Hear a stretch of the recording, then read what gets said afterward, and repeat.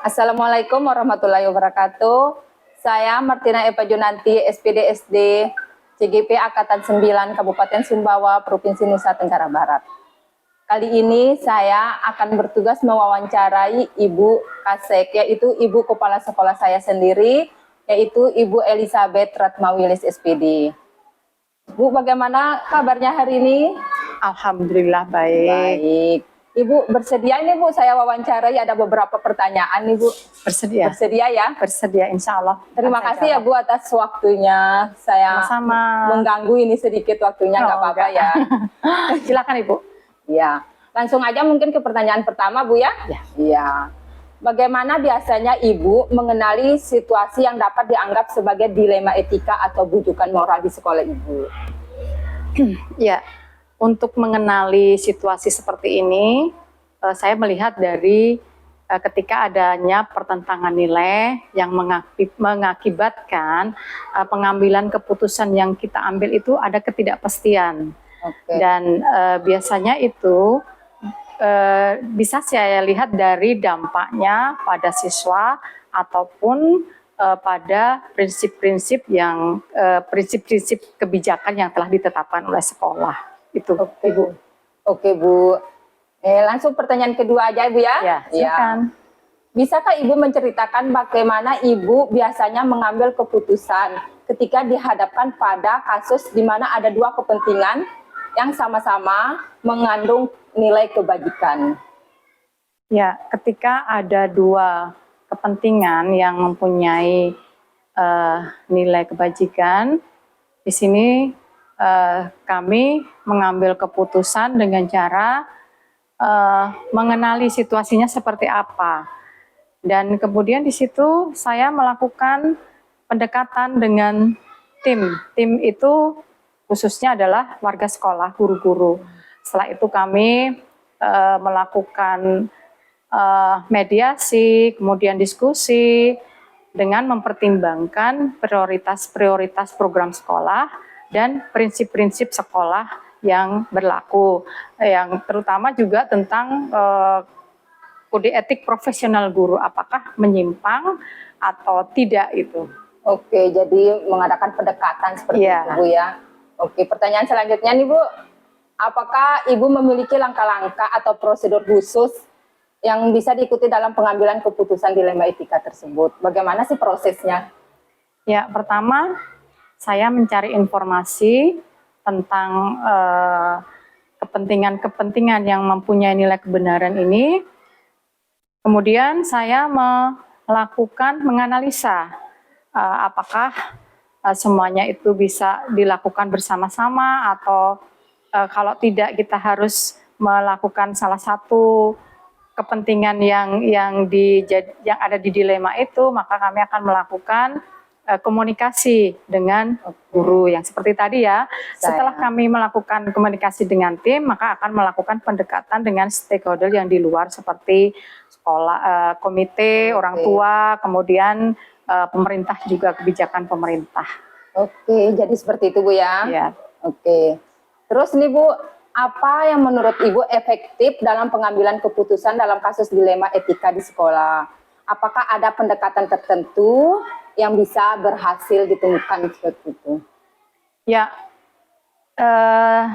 di atas tadi sudah saya sampaikan bahwa hal yang paling efektif itu adalah melakukan komunikasi, kemudian kolaborasi dengan tim yang di dalam dulu, kemudian baru kita melakukan pendekatan dengan orang tua agar terjadi persamaan pemikiran dan paradigma supaya tidak terjadi adanya ketimpangan-ketimpangan akibat kita mempunyai sudut pandang yang berbeda.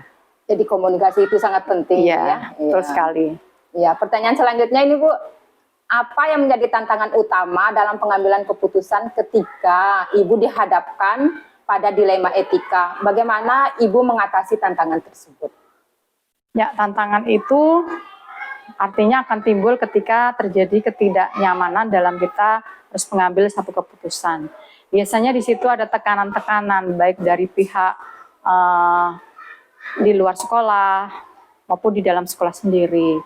Jadi di sini kami berusaha untuk melakukan pertimbangan-pertimbangan, kemudian melakukan pemahaman-pemahaman tentang prinsip-prinsip yang berlaku di sekolah, dan kemudian juga apa sih dilema etika sendiri itu kepada semua pihak-pihak yang terkait di situ. Oke. Jadi apakah Ibu ini memiliki jadwal tertentu untuk menyelesaikan kasus dilema itu? Ada jadwalnya Ibu atau enggak ada seperti itu? Sebenarnya nggak ada ya. Kalau jadwal untuk melakukan atau menyelesaikan sebuah kasus seperti itu kan terjadi tanpa kita tahu ya kapan Iya. terjadinya. Tetapi untuk tindakan preventif dan kuratifnya kita selalu melakukan komunikasi bersama-sama. Tetapi ketika ada masalah yang lebih besar dari biasanya, maka kami akan melakukan penjadwalan di sini terkait dengan perencanaan, kemudian prosedur seperti apa sih yang akan kami lakukan agar semuanya itu sesuai prosedur dan tidak menyalahi prinsip-prinsip kebajikan yang berlaku di sekolah. Oke. Baik Bu, maaf saya bertanya terus ini Bu ya. Nggak apa-apa. Pertanyaan Silakan. ke-7 ini Bu. Iya. Adakah seseorang atau faktor-faktor yang biasanya membantu atau mempermudah Ibu dalam proses pengambilan keputusan dalam kasus dilema etika di sekolah? Ini sangat membantu sekali ya di sekolah kami itu. Yang pertama itu adalah faktor internal dari sekolah, karena di sekolah kami itu sudah banyak melakukan budaya positif. Jadi ketika budaya positif itu sudah terbentuk, maka hal-hal seperti dilema etika atau bujukan moral itu mereka sudah bisa mengambil atau memahami apa sih maksudnya seperti ini. Dan biasanya karakter yang timbul dari budaya positif itu adalah mereka lebih mementingkan kepentingan bersama daripada kepentingan pribadi. Oke Bu. Jadi ini sudah pertanyaan terakhir ini Bu. Ya, silakan. Alhamdulillah. Dari pengalaman Ibu dalam menghadapi dilema etika, apa pembelajaran utama yang Ibu telah peroleh? Bagaimana sih pengalaman dan pengaruh pendekatan yang dalam mengambil keputusan di masa yang akan datang? Ya, karena ini dilema etika dan bujukan moral itu kan belum menggeneralisasi ya, secara umum bisa dipahami oleh masyarakat. Jadi di sini saya paham bahwa kita, apalagi pendidik, khususnya kepada Bapak Ibu guru penggerak, itu untuk mensosialisasikan atau memahamkan kepada stakeholder di pendidikan tentang apa sih paradigma dilema etika dan bujukan moral itu. Ketika kita memahami, maka kita akan secara langsung melakukan prosedur yang sesuai dengan tujuan dari dilema etika dan bujukan moral itu sendiri. Oke Bu ya, itu sudah pertanyaan terakhir tadi. Makasih Bu ya atas Terima waktunya. kasih. Oke, demikianlah wawancara dari saya. Mungkin itu saja. Assalamualaikum warahmatullahi wabarakatuh. Waalaikumsalam warahmatullahi wabarakatuh. Assalamualaikum warahmatullahi wabarakatuh. Waalaikumsalam warahmatullahi wabarakatuh. Saya Martina Epajunanti, SPD SD, calon guru penggerak Angkatan 9, Kabupaten Sumbawa, Provinsi Nusa Tenggara Barat. Ya. Kali ini saya ditemani oleh Bapak Haji Sabram Kepala SPD. Sekolah SDN 1 Marunge, yaitu Bapak Haji Sabram SPD SD. Bagaimana kabarnya Pak? Kabar bagus. Alhamdulillah, Baik, ya. kabarnya baik. Ya. Begini loh Pak, saya punya tugas nih. Saya kan punya tugas untuk mewawancarai kepala sekolah dan Ya. saya bertugas untuk mewawancarai Bapak. Nggak apa-apa ya Pak, saya ada Nggak apa-apa. nanti banyak pertanyaan. Ya, silakan. Oke. Bagus. Mungkin bagus. kita mulai dari pertanyaan pertama langsung Pak ya. Ya. Oke, gini loh Pak, selama ini bagaimana Anda dapat mengidentifikasi kasus-kasus yang merupakan dilema etika atau bujukan moral yang ada di sekolah Bapak? Ya. Jadi kalau kita berbicara masalah etika moral, tentu saja kita berangkat dari pada etika sekolah sendiri, terutama masalah tata tertib sekolah, kemudian bagaimana persepsi guru masing-masing di dalam kelas sekolah untuk mempertahankan nilai etika itu yang ternyangkut masalah kebiasaan-kebiasaan yang muncul sehingga dari program untuk unggulan sekolah, sehingga sekolah itu muncul nanti di dalam kompleknya etika bagus, etika bermoral, etika yang dapat diandalkan oleh kita semua warga masyarakat. Oke, Ya, jadi begitu Pak ya. Ya. Oke, jadi pertanyaan selanjutnya ini Pak ya. Ya. Selama ini bagaimana Bapak menjalankan pengambilan keputusan di sekolah Bapak, terutama untuk kasus-kasus di mana ada dua kepentingan Ya. yang sama-sama benar atau sama-sama mengandung nilai kebajikan. Kebaikan. Iya. Kita tetap berpacu pada trik-trik sekolah. Oke. Yang pertama kita kedepankan demokrasi sekolah mufakat. Iya. Kita harus bagaimana kita merangkul semua itu elemen-elemen yang ada di dalam sekolah, termasuk guru, murid, semua masyarakat sekolah. Bagaimana kita terapkan nilai-nilai itu supaya nilai itu akan diterima oleh sekolah, oleh orang tua, oleh komite, semua orang yang berkepentingan di sekolah. Oke, Nah, jadi semuanya Pak ya? Semuanya, Pak. Oke. Ya. Kemudian langkah-langkah atau prosedur seperti apa yang biasa Bapak lakukan selama ini? Langkah-langkahnya Pak? Langkah-langkah yang pertama yaitu kita mengundang semua ya yang menjadi komet sekolah, terutama masyarakat, orang tua murid, kemudian guru, semua itu kita harus hadirkan. Kita paparkan dalam visi misi sekolah. Kemudian ini kita sampaikan bagaimana trik sekolah ini ke depan. Ya, disitulah kita paparkan, nanti akan muncul tanggapan yang harus dinobatkan sebagai satu titik yang muncul yang sangat menyenangkan bagi semua elemen yang ada di masyarakat. Oke, Ya. baik.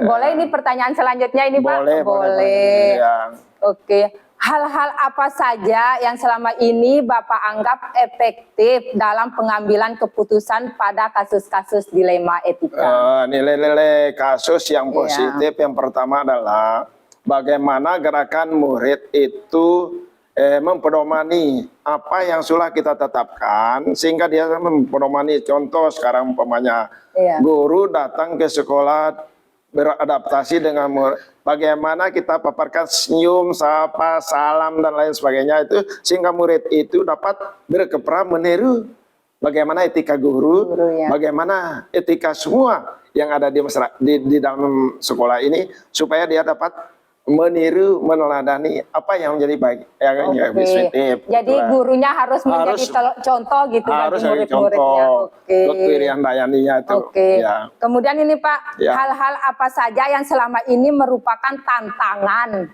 dalam pengambilan keputusan pada kasus-kasus dilema etika tersebut? Memang banyak, tapi kita harus perciutkan supaya jangan terlalu memegah. Sehingga kita bagaimana setelah ada muncul kasus, kita tetap diskusikan bagaimana kasus yang muncul, apakah kasus ringan, kasus berat, sedang, dan lain sebagainya. Nanti kita atur bagaimana nanti umpamanya muncul tentang melanggar etika, kita harus cepat mengambil bagaimana supaya anak itu janganlah terlalu menjorok kepada kasus-kasus yang melanggar etika sekolah. Jadi tergantung kasus yang besar kecilnya itu Pak ya. Kemudian nih Pak, pertanyaan yang ke-6. Apakah Bapak memiliki sebuah tata kala atau jadwal tertentu dalam sebuah penyelesaian kasus dilema etika? Apakah Bapak punya jadwal tertentu gitu dalam kasus? Punya jadwal tertentu. Kita itu seringkali memaparkan semua program-program sekolah, baik di dalam upacara maupun di dalam rapat maupun dalam pertemuan khusus dengan murid, kita harus paparkan terutama tata tertib sekolah, kemudian pedoman sekolah yang harus diikuti oleh semua elemen, kemudian dengan guru dan lain sebagainya. Itu secara berkalanya kita paling tidak nih sesuai dengan kondisi yang ada, umpamanya muncul konflik sekolah, umpamanya etika yang kurang positif, kita harus segera kapan umpamanya itu harus segera, dengan artinya per minggu, per bulan, bahkan per triwulan. Oke, Nah, itu dah. jadi punya jadwal Pak Punya ya? jadwal, Pak. Oke. Punya jadwal. Oke, baik Ya, Pak. ya.